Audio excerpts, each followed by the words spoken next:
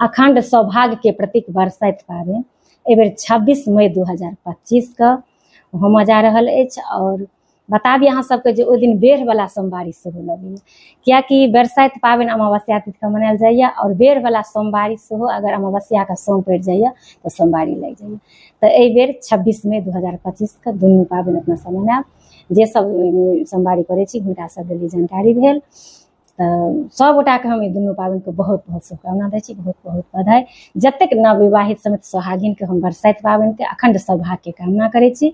भगवती भरल पूरल राखथि, हर एक मनोरथ पूर्ण करथि, भगवान भगवती के कृपा बनल रहे। हर एक साल अपना सब अहिना भाग सोहाग भरल पाबनि पूजैत रही।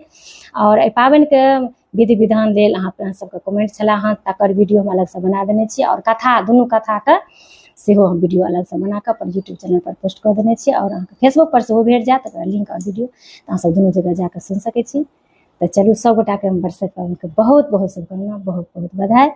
हम मिलै छी बहुत जल्दी अगला वीडियो में, तब तक के लिए सब गोटा के जय सिया राम, जय मिथिला।